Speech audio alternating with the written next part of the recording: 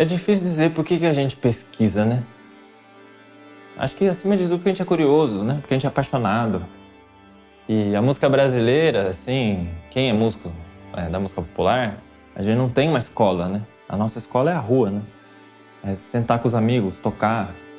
E também uma parte muito gostosa, muito importante é o conhecer os nossos mais velhos, né? Que na música popular tem esse nome de mestres da cultura, da música. E a pesquisa sobre o Vadico é um pouco nessa... tem esse jeito. É sobre entender um mestre nosso.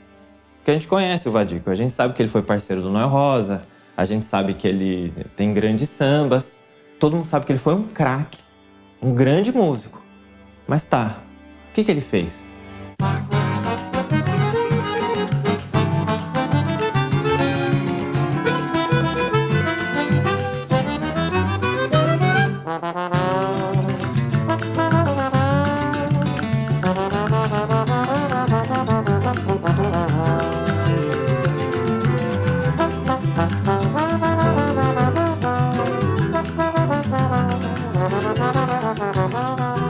O Vadico, ele nasce no Brás em 1910. O Vadico aprende a tocar na família. Ele até arrisca outras carreiras, como datilógrafo, mas ele assume mesmo a sua vocação de músico. E ele se consolida nessa posição profissional quando ele ganha concursos de marchinha. Ele vence um concurso da Folha, do jornal Folha da Manhã, né? Que hoje em dia é a Folha de São Paulo. E com isso ele é convidado a atuar em outros grupos musicais, principalmente nos grupos de teatro de revista. E com isso ele circula bastante e vai muito para a capital, que era o Rio de Janeiro na época.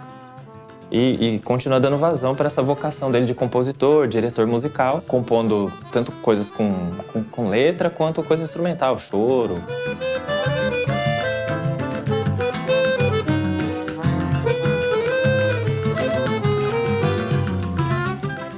E nesse contexto, né, do Vadico no Rio de Janeiro, que acontece talvez o grande fato que todo mundo tem claro, né, que é a parceria com o Noel Rosa, em que o Vadico fazia as melodias e o Noel Rosa fazia as letras. E juntos compuseram 10 músicas que estão aqui com a gente todo dia. A gente escuta elas nas rodas de samba, em qualquer esquina.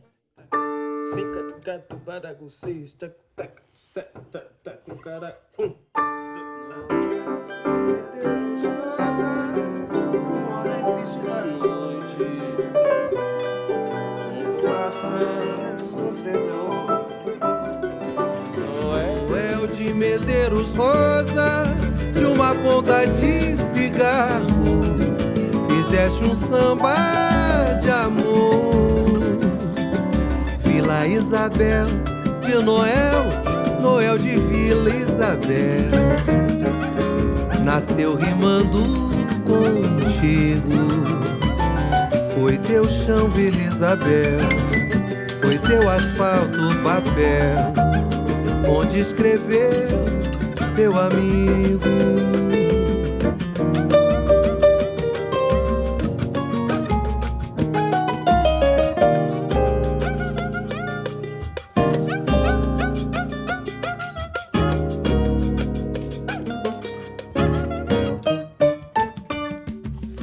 Um dia, estava com o Itamar Dantas, um colega pesquisador, jornalista, que sabe muito da música brasileira, da música do mundo. Ele me entrega um disco e que eu leio no verso 3 choros do Vadico. E eu fiquei emocionado.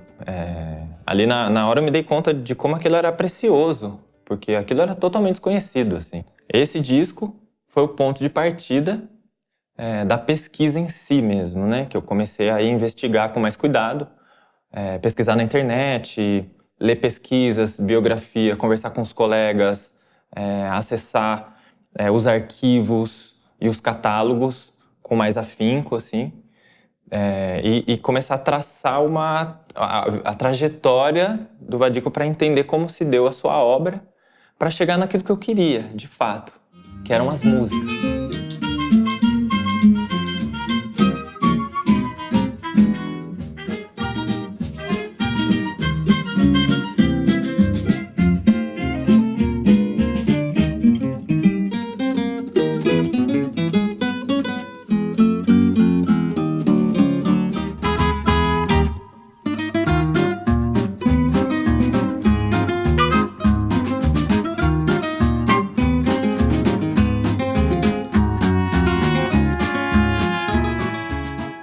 em 38, 39, se eu não me engano, o Vadico vai tocar numa feira em Nova York e lá ele conhece a Carmen Miranda. A Carmen Miranda gosta muito dele e o convida para integrar o seu conjunto, porque ela iria gravar uns filmes, precisava de alguém com um conhecimento de direção musical.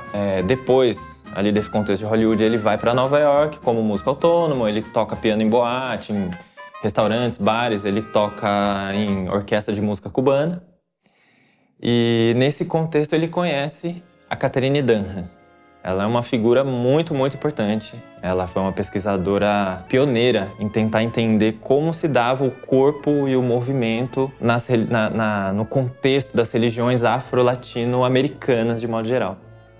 Eles se conhecem em Nova York, participam de alguns números na Broadway juntos e a Catherine convida o Vadico para ser diretor musical da sua companhia de dança, com a qual ele faz turnês mundiais com ela durante alguns anos. E é justamente aqui que está o principal mérito dessa pesquisa. Tive a sorte de encontrar 541 páginas de composições inéditas do Vadico no arquivo da universidade onde a Catherine Dunham tinha sido professora. E ali que, olhando o catálogo do que existiria nesse arquivo, que eu encontrei algumas coisas que eu imaginei que pudesse ser do Vadico. Escrevi para a universidade, o arquivista me enviou algumas coisas de volta. Fui para lá, passei 2 semanas incríveis com eles, escaneando o restante das partituras e volto para o Brasil. Nisso, enquanto a pesquisa sobre os fonogramas estava acontecendo, também agora eu comecei a fazer a catalogação, organizando por página, por instrumento e tentando remontar as músicas. E ao fazer isso, eu fui aos poucos inserindo as notas no software de edição de música. Lembro sempre de um momento muito comovente, no meio da pandemia, que eu dei play no software e ele tocou a primeira música que eu comecei a remontar e eu fiquei emocionadíssimo.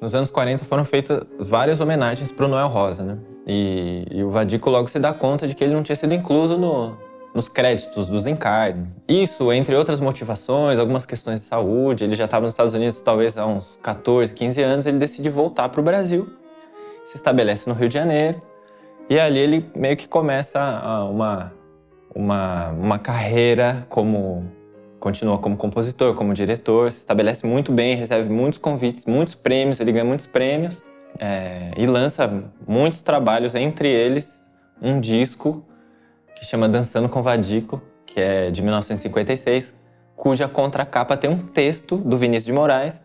E esse texto foi muito importante para a pesquisa, porque ali o Vinícius menciona um conjunto de músicas que é uma parte da obra do Vadico como regente, como maestro, para grandes formações, que foi muito importante também para me guiar em parte da pesquisa e entender o que eu estava procurando.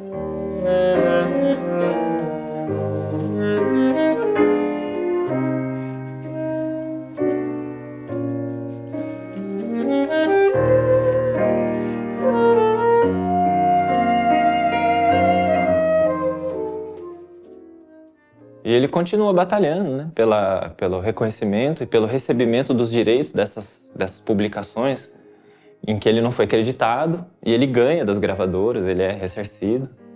E nesse momento também tem muitas matérias de jornal sobre o Vadico, né, falando da sua atuação como diretor musical, o reconhecendo como um grande arranjador, o melhor arranjador do ano, o melhor diretor musical do ano. E nesse contexto pré-bossa nova, ele atua com todo mundo, né? Ele dirige orquestra com Dorival Caymmi, com o Pixinguinha, com a Aurora Miranda, Elisete Cardoso, Baden Powell. Todo esse mundo, o Vadico está ali no meio, está no coração disso tudo. Um fato muito notável foi que o Vinícius de Moraes convida o Vadico para ser o compositor do Orfeu da Conceição. E o Vadico já acho que muito atarefado, já não estava muito bem de saúde, ninguém sabe bem por quê, mas ele declina o convite. E o Vinícius convida o Tom Jobim para fazer essa parceria, e daí nasce também uma das grandes parcerias da música do mundo, né?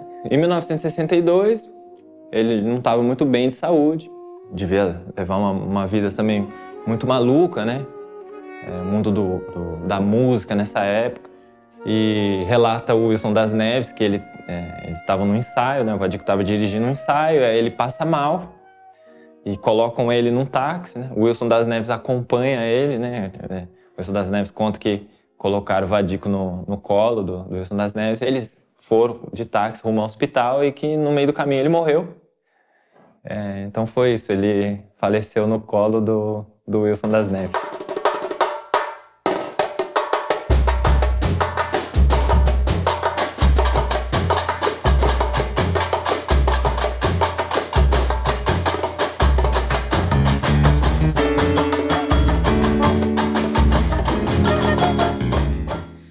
A saudade instalou seu barracão dentro do meu coração e de lá não quer sair.